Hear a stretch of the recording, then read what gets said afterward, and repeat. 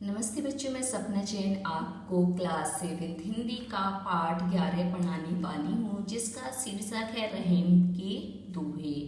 रहीम दास जी कवि हैं, जिन्होंने क्या है अपने दोहों के माध्यम से हमें संसार की जितनी भी चीज़ें हैं उनके बारे में बताया है और हमारे ज्ञान को बढ़ाया है, अनुभव को बढ़ाया है। तो चलिए शुरू करते हैं। रहीम के दोहे। कह रहीम संपत्ति सगे, बनत बहुत बहुरी, विपत्ति कसौटी जे कसे ते साचे नीर। जाल परे जल जात बही, तजमीनन को मोर। रहीमन मछरी नीर को तऊ छाड़ती छोर। तरुवर फल नहीं खात हैं, सरवर पियत न पान। कहे रहीम पर काज है, संपत्ति संचय सुजान। थोरे वादर क्वार के, ज्यों रहीम गैरा। धनी पुरुष निर्धन गए, करे पांचली बात। यहाँ पर रहीम दास जी सबसे पहले दोहे में बता रहे हैं कि सभी जो हमारे मित्र होते हैं वह संपत्ति के सगे होते हैं। मतलब हमारे पास जब तक संपत्ति है तब तक वह हमारे मित्र होते हैं। तो यहाँ पर बताने कि हमारा जो सच्चा मित्र होता है वह कौन होता है। विपत्ति कसौटी जे कसे ते ही साचे में, मतलब जो विपत्ति के समय हमारी कसौटी पर खरा उतरता है वही हमारा सच्चा मित्र होता है। मान लो हमें है ना बहुत ज्यादा विपत्ति पड़ी, मान लो हम बहुत अमीर थे और अमीर होने के बाद हम एकदम से गरीब हो गए, तो हमारे जो और दूसरे मित्र होंगे वह तो क्या संपत्ति जाने पर हमसे दूर हो जाएंगे, परंतु हमारा जो सच्चा मित्र होगा तो हमारे गरीब होने के बाद भी वह हमारी सहायता करेगा, हमारे साथ रहेगा। तभी हम परख सकते हैं कि ये हमारा सच्चा मित्र है।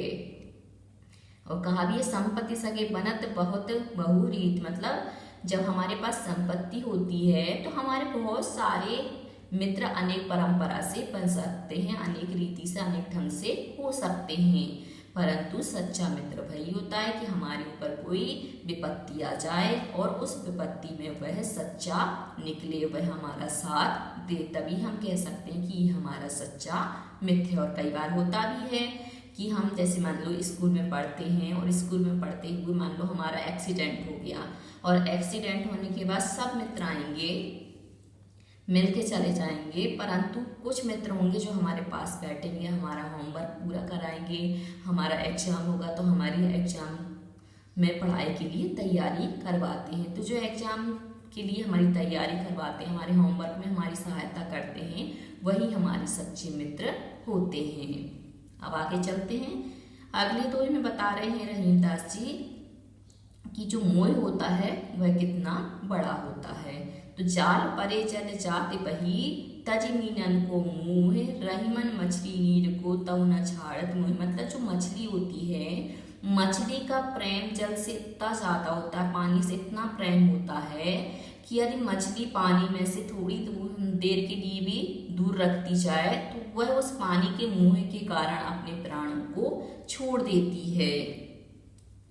और जो मछली पकड़ने वाला होता है वह जाल में पानी में जब जाल डालता है तो जाल परे चले जाती बही, मतलब जाल को जैसे ही वो बाहर निकालता है, परे मतलब ऊपर, तो उसमें जो जल होता है वह क्या होता है वहीं पर छड़ जाता है।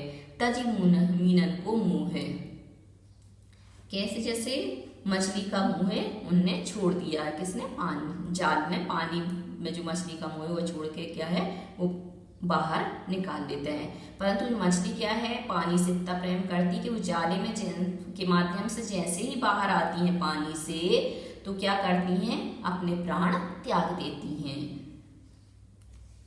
अब है तरुवर फल नहीं खाते शरबत पियत न पाए, कह रही पर काजे संपत्ति संचयी सुजान। यहाँ पे वे परोपकार की भावना को बताते हुए रहीमदास जी कहते हैं कि जो पेड़ होते हैं, तरुवर अर्थात पेड़, अपने फलों को स्वयं नहीं खाते, और सरवर मतलब जो तालाब समुद्र आदि होते हैं, नदी होती है, वे अपने जल को स्वयं नहीं पीती। सरवर यहाँ पर नदी से लेंगे क्योंकि नदी का जो जल होता है वह पीने योग्य होता है।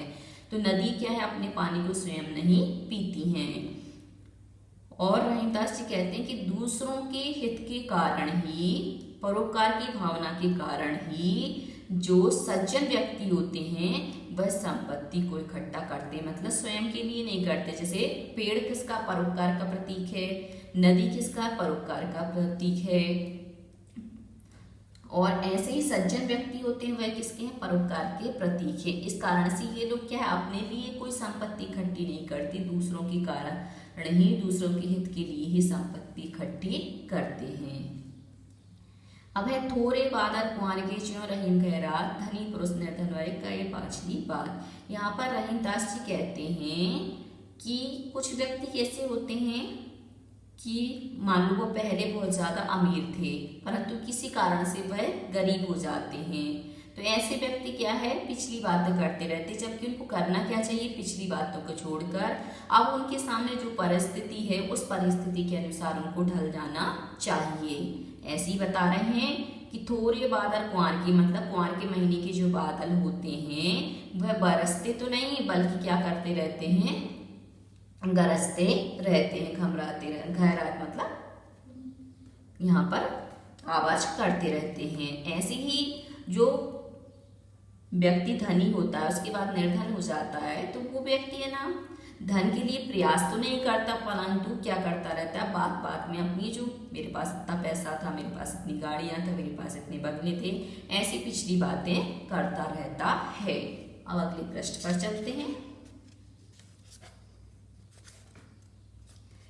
धरती की सी रीत है, शीत घाम औ मेघ, जैसी परे सो सही रहे, त्यों रहीम यह दे।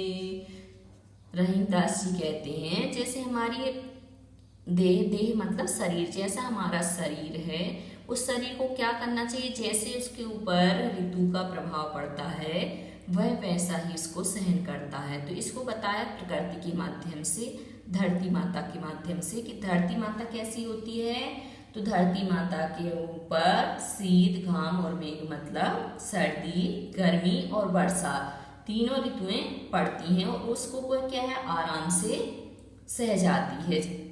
जैसी ऋतु होती है उस ऋतु की परंपरा के अनुसार, ढंग के अनुसार, रीति के अनुसार उसको सहन कर जाती है।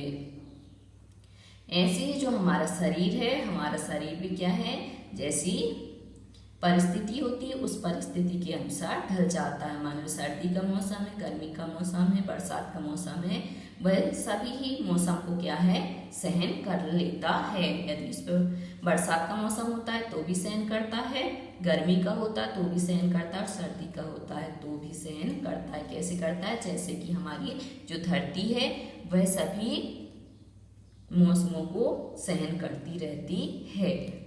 आते हैं अब अगले प्रश्न पर, प्रश्न नंबर 1 दोहे से। यहाँ पे क्योंकि रहीमदास जी ने क्या है, दोहे लिखे हैं, तो अब हमारे जो प्रश्न होंगे वह भी दोहे से ही होंगे। पाठ में दिए गए दोहों की कोई पंक्ति कथन है और कोई कथन को प्रमाणित करने वाला उदाहरण है। इन दोनों प्रकार की पंक्तियों को पहचान कर अलग अलग लिखिए। क्योंकि यहाँ पर किसी बात को बताना है तो किसके माध्यम से बताया है, उदाहरण के माध्यम से। उदाहरण को बताना या कथन को बताना है तो वो प्रमाणित करने के लिए क्या दिया है, उदाहरण दिया है। तो हमें यहाँ पे बताना है कि इस बात को कैसे ढंग से उन्होंने यहाँ पर प्रस्तुत किया है, कौन सा उदाहरण है और कौन सा प्रमाण है। तो दोहों में वर्णित निम्न पंक्ति कथन है। पहले कथन सुनिए। कथन क्या है, कह रहीम संपत्ति सगे बने बनत बहुत बहुरीत, विपत्ति कसौटी जे कसे ते सांचे मीत। तो यहाँ पर कठिन समय में जो मित्र हमारी सहायता करता है वही हमारा सच्चा मित्र होता है।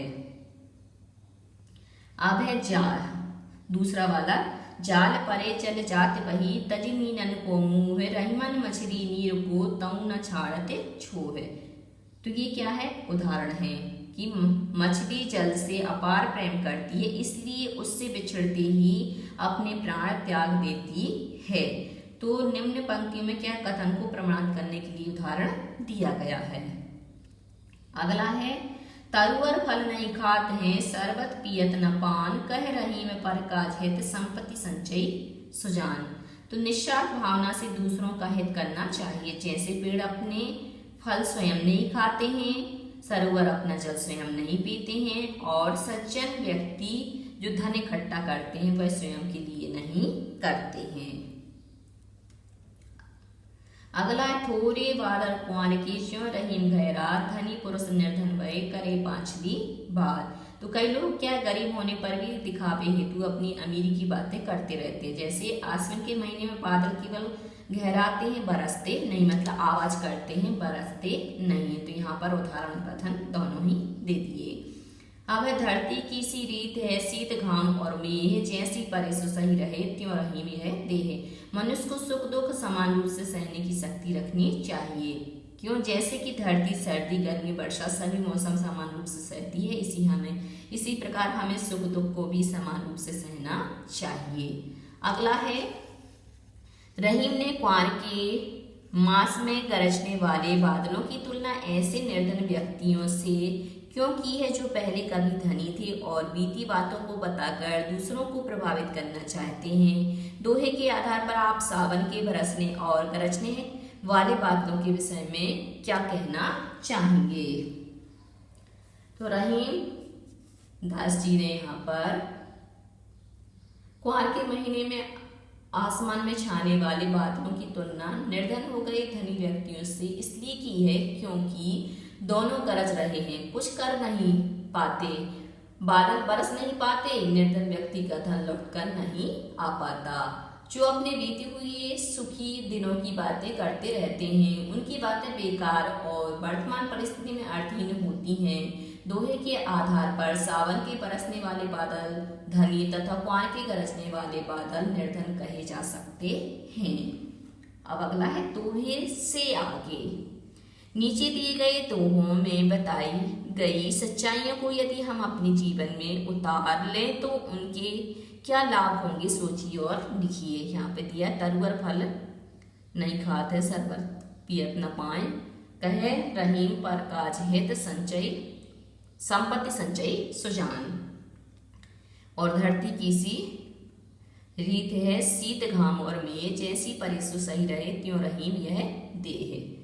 अब हमें यहाँ पे क्या है, अर्थ बताते हुए उनका हमारे जीवन में क्या लाभ है उसको बताना है।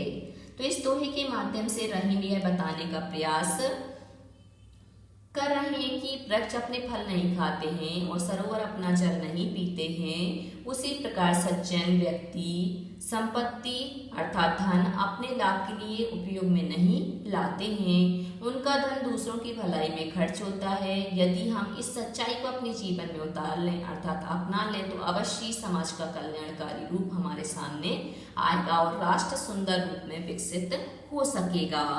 अगला है, धरती की सी। तो इस दोहे के माध्यम से रहीम बताने का प्रयास कर रहे हैं कि मनुष्य को धरती की भांति सहनशील होना चाहिए। यदि हम सत्य को अपनाएं तो हम जीवन में आने वाले सुख दुख को सहज रूप से स्वीकार कर सकेंगे, अपने मार्ग से कभी विचलित नहीं होंगे, हम हर स्थिति में संतुष्ट रहेंगे, हमारे मन में संतोष की भावना बनी रहेगी। अब भाषा की बात अर्थात व्याकरण से है, ग्रामर से है। निम्नलिखित शब्दों की प्रचलित हिंदी रूप लिखिए, जैसे परे पड़े रे डे विपत्ति बादल मछली शीत। तो विपत्ति यहाँ पे बा कटा हुआ है तो अब हम वा लिखेंगे विपत्ति। मछली है तो हम लिखेंगे मछली, बादल है तो हम लिखेंगे बादल, और यहाँ पे शीत तो यहाँ पे सा बदल जाएगा, यहाँ पे शिव वाला या शंकर वाला सा आ जाएगा तो हो जाएगा शीत। नीचे दिए उदाहरण पढ़िए। बनत बहुत बहुरी, जाल परे जल जात बही। उपर्युक्त उदाहरणों की पहली पंक्ति में पा का प्रयोग कई बार किया गया है और दूसरी में जा का प्रयोग। इस प्रकार बार बार एक ध्वनि के आने से भाषा की सुंदरता बढ़ जाती है। वाक्य रचना की इस विशेषता के अन्य उदाहरण खोजकर लिखिए। तो जैसे दबे व दबे, संपत्ति संचयी सुजान, चारु चंद्र की चंचल किरणें, यहाँ पर चा की आवृत्ति हो रही है और संपत्ति संचयी सुजान में सा की हो रही है। दाबे बा दबे, तो यहाँ पे बा की हो रही है। तरवर तमाल तरवर बहुछाए, यहाँ पे ता की आवृत्ति हो रही है। रघुपति राघव राजा राम, यहाँ पे रा की आवृत्ति हो रही है। और जहां पर एक वर्ण की बार बार आवृत्ति होती है, आवृत्ति मतलब पुनरावृत्ति, दोहराना, बार बार आना, तो वहां पर अनुप्रास अलंकार होता है। तो बच्चों आज के लिए सिर्फ इतना ही। यदि आपको हमारा ये वीडियो पसंद आया है तो लाइक कीजिए, शेयर कीजिए, सब्सक्राइब कीजिए तथा इस पाठ से संबंधित कोई भी प्रश्न है तो नीचे कमेंट्स में पूछ लीजिए। धन्यवाद।